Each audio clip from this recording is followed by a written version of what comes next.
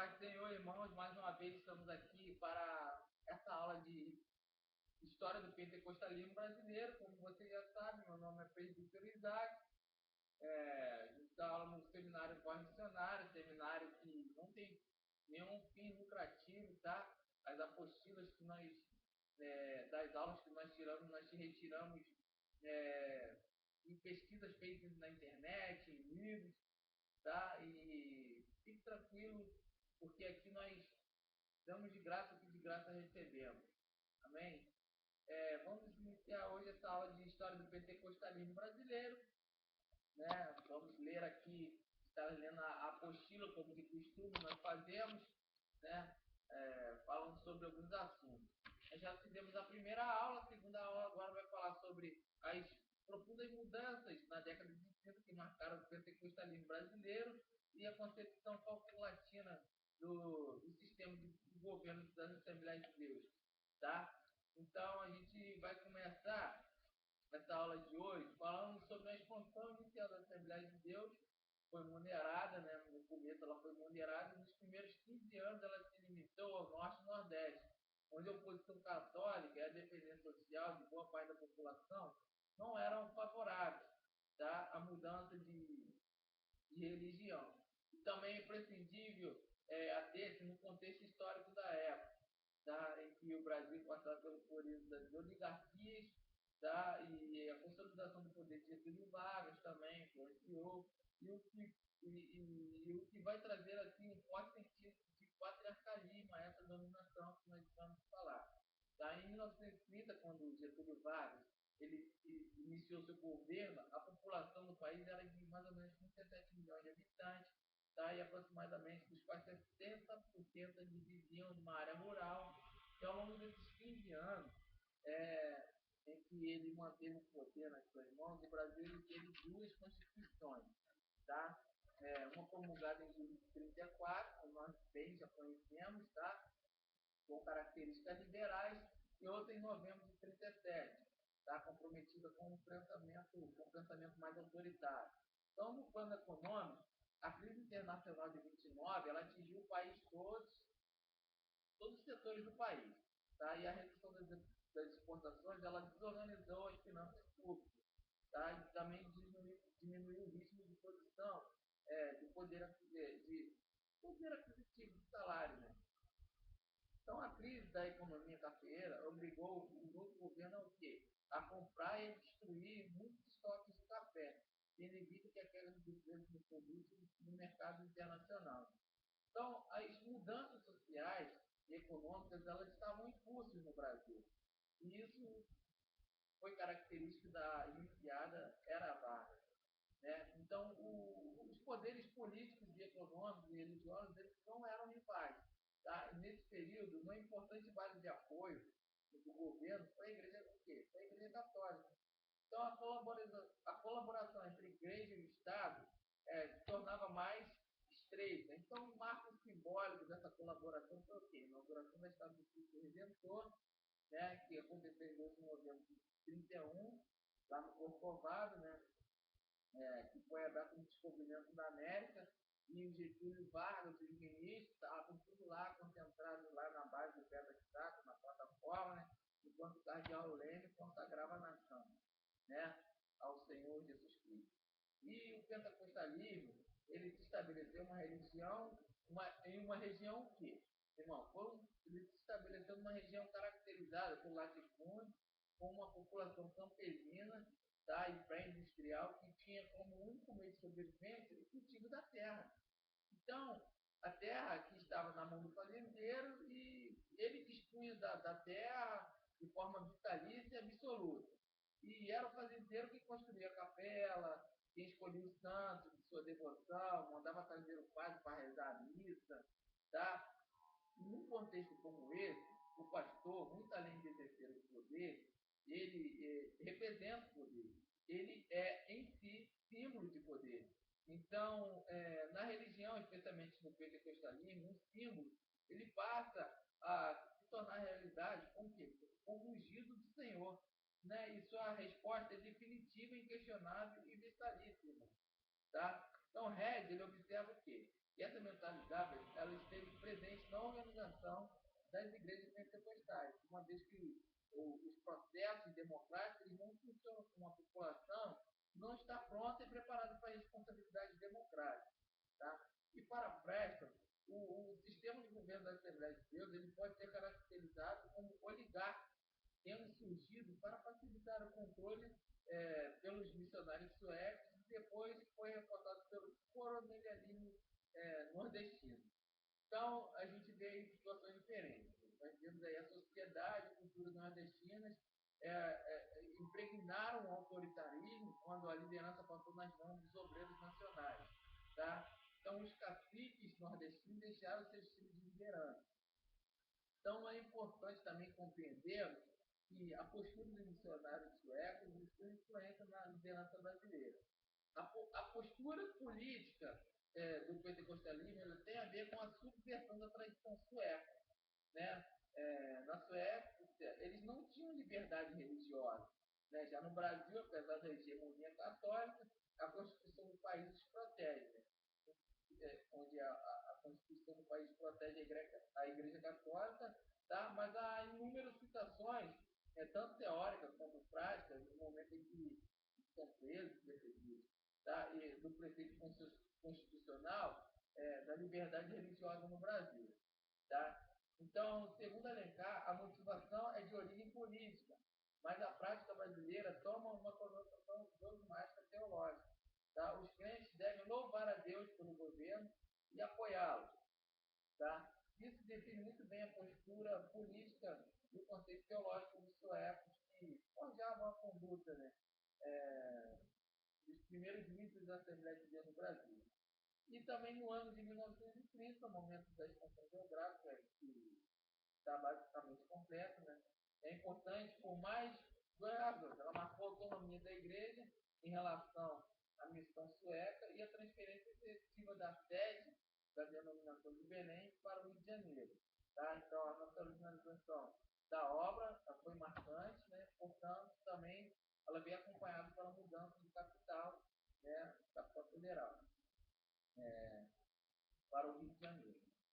Então, nós vimos aí algumas mudanças básicas, mudanças importantes, básicas não, muito importantes nessa estabelecimento do evangelismo brasileiro. E agora vamos ver a concepção paulatina do poder do sistema de governo da Assembleia de Deus brasileiro. Irmãos, desde a década de 60, foram feitas muitas reformulações sociais na nação, né? E cultural também. E isso estimulou a repensar o lugar do indivíduo e sujeito dentro da estrutura de poder, tá? E dominação. Então, as obras de Michael Fauci, elas são consideradas importantíssimas para tais reformulações, para essas reformulações sociais. Embora importantes definições de poder sejam esboçadas por grandes outros escritores, como Max Weber, Marcelo Lagarde, e dentre outros. Mas a forma como esse estabelece é bem mais compreendida à luz de Falcão. Então, para Falcão, o poder é algo que necessita permanentemente de negociação. Tá? Ninguém é propriamente falando seu titular, ou, no entanto, o poder sempre exerce em determinada direção, com um lado e outros do outro. Tá? Então, não se sabe ao certo quem detém. Então, cada luta ela se desenvolve em torno de um foco particular de poder. Tá? E ele conceitualiza poder não como posse ou atributo, tá? De uma soberania militar ou governamental, como se entende o pensamento jurídico, né? Mas como um sistema complexo e relacional, assim Falcão define. Então, o conhecimento é o ponto essencial para se estudar o poder. Né? Poder, através da sua apropriação e manipulação, que é possível o controle exercido a alguns indivíduos sobre os outros. Tá? Então, Falcão ele se baseia na história do pensamento para demonstrar a maneira pela qual o poder se instala e se modifica com o passar do tempo. Tá bom? Então, Falcão ele convida-nos a penetrar a rede constitutiva das relações sociais que individualizam em patamares a fim de detectar, né, como funcionam as coisas no nível de, é, vamos dizer assim, do processo de sujeição, tá? Ou dos processos contínuos e ininterruptos que sujeitam os corpos, tá? É, que dirigem os gestos também, tá? E regem os comportamentos, e etc. E por aí vai. Então, assim é possível nós analisarmos como as relações de poder elas são estabelecidas na Assembleia de Deus dentro do seu complexo sistema relacional, né? Então, aos poucos, a Assembleia de Deus ela foi se tornando uma igreja brasileira, né? E o crescente número de comunidades de lideranças nacionais ele foi é, criando um quadro em que a administração ela se desloca paulatinamente das mãos dos suecos para a mão dos brasileiros, né? E concretamente dos nordestinos, geralmente de origem rural. Então, as relações de poder existentes na Assembleia de Deus elas podem então ser melhores analisadas a partir do colonialismo e militarismo, como o pentecostalismo ligado a esta igreja dentro de meio ao ciclo da borracha, né? Então assimilou boa parte do colonialismo presente nas fazendas de borracha do norte e dos outros cultivos do nordeste brasileiro. Então até 1918, a borracha é o segundo produto mais importante do Brasil, né? Representando aí em 1910 o auge da produção, com 25,7% das exportações. Então, a partir daí, houve um declínio quando a Ásia entrou no mercado. Então, nós vemos o quê? Que a região amazônica, desde 1890 até 1900, teve uma migração líquida de mais de 110 mil pessoas vindas principalmente do Ceará, né? E, a partir de então, tem um retraimento da extração de borracha. E, com esse retraimento, os missionários suecos chegaram ao Brasil no início da queda da produção, né, em 1910. Então, a partir daí, começa todo um processo migratório de retorno para os seus estágios de origem, ou seja, lá para o Nordeste. E a mensagem pentecostal acompanha eles, né? Eles tiveram esse contato aí lá na região norte. Então, todo o poder aos pastores, todo o trabalho ao povo, todo louvor a Deus e a Assembleia de Deus. Né? Origem e implantação das militantes, 1911, 1946, com Bernardo Campos, São Paulo e México, 2000. Né? Assim, citou parte do que Portugal fez e Alencar. Então, no entanto, é preciso lembrar que no pentecostalismo a autoridade é transferida também ao crente pela ênfase pentecostal, né? Uma vez que todos têm poder conforme dizem andando. Então, é uma recuperação do poder perdido socialmente, uma vez que a sua relação com a sociedade abrangente é de subordinação e marginalização. Como essa recuperação do poder num sistema de sociedade, né, ela se manifesta no reconhecimento da congregação através do quê? Do prestígio e acesso às lideranças. Então, ao menos no universo escrito, a recuperação do poder é real. Mas a tradição pentecostal de organizar-se de maneira carismática, a partir de dons que emergem, né, das comunidades, ela vai se adaptar à cultura brasileira tradicional. E como observa Preston, o poder tradicional fundado na autoridade patriarcal vai raptar o poder carismático e fundado nesse dom pessoal que marcou as origens da Assembleia de Deus. Então, a inserção na sociedade e cultura nordestina contribui para a consolidação de uma organização marcada por um forte autoritarismo, tá? Em que o poder ele legitima-se pela tradição. Tá? E o fato da nacionalização da Assembleia de Deus ter ocorrido quando a igreja era ainda muito nortista e nordestina. Então, ele contribui para se segmentar uma característica que subsiste até hoje. Tá? Por exemplo, a sala de espera do gabinete pastoral da igreja de São Cristóvão, no Rio de Janeiro, ela conserva o retrato de todos os pastores presidentes da igreja desde a sua fundação. Então, até certo momento, as fisionomias elas são nórdicas, tá? E depois são tipos de norte e nordeste brasileiro. Ou seja, uma proporção alta da cúpula nacional é de nordestinos e geralmente de origem rural. Tá? Então, a mentalidade da Assembleia de Deus, ela carrega as marcas dessa dupla origem, da experiência sueca, das primeiras décadas do século, tá? Da marginalização cultural e tudo mais, e da sociedade patriarcal e pré-industrial do Norte e Nordeste dos anos 50 e 60, como nós já vimos estudando anteriormente. Né? E assim a gente vê essa concepção palco-latina, né? Eu posso escrever isso daí muito bem, está bem claro para nós, né, como é que é a característica, as origens da Assembleia de Deus, e nós temos os marcos históricos. E agora, como forma de concluir essa aula de hoje, né, todo diálogo temático das relações de poder, ela deve levar em consideração a identidade pentecostal forjada no calor da sua história. Toda estrutura de liderança e poder, seja no pentecostalismo brasileiro ou em outra esfera, ela trará consigo ambiguidade, tá? E sempre será alvo de questionamento e mudança, tá? E até mesmo tentativa de eliminação cultural, tá?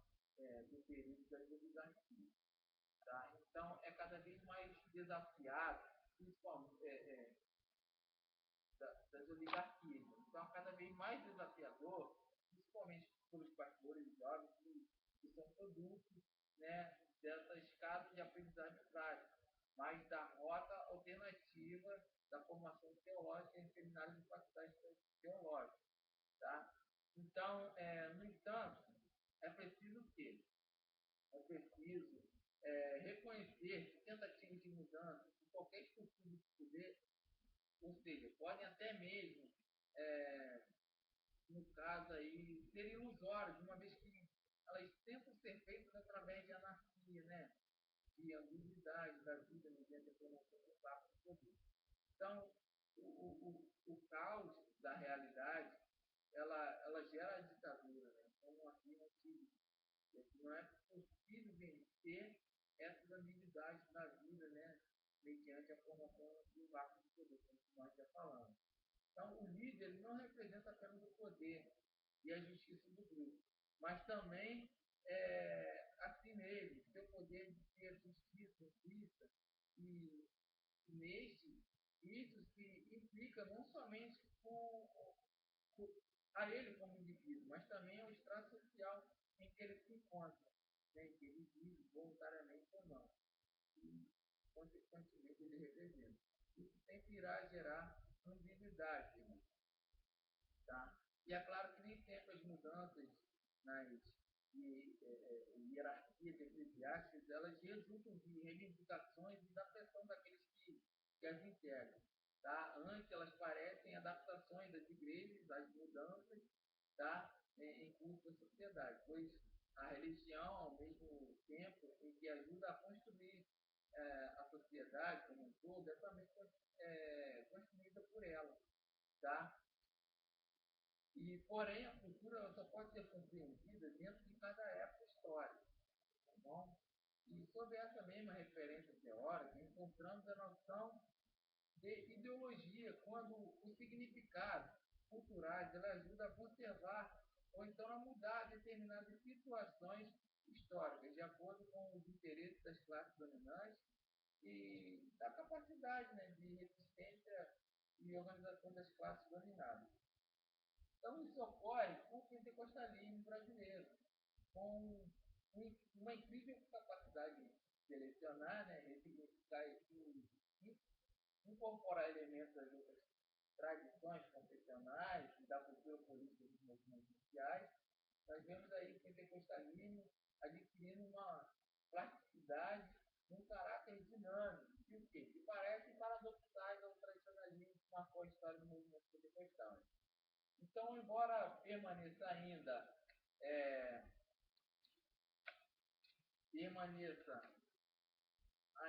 esse desafio de refletir sobre a estrutura e estabelecimento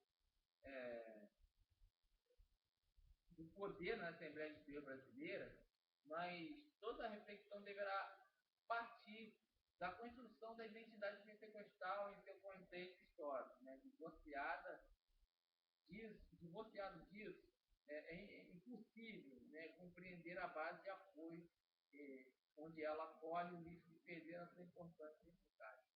Tá? Então, embora o auge, né, da presença sueca tivesse sido nos anos 30, com cerca de 20 famílias missionárias, depois de 1950 o fluxo praticamente cessou. Então, segundo o FEST, naquela altura o Brasil já tinha a terceira comunidade pentecostal do mundo. Os suecos eles aí ocupavam a presidência da Convenção Geral, né, eles ocuparam aí até 1951, e nas últimas décadas a maior contato internacional da Assembleia de Deus tem sido com os Estados Unidos, né, que também marca aí o auge da presença americana no Brasil também, com outras 20 famílias aí, né, nos anos 70, famílias missionárias que tiveram de aceitar as normas de trabalho brasileiras, e a influência americana ela se participa principalmente na área da educação teológica. Tá bom, irmão?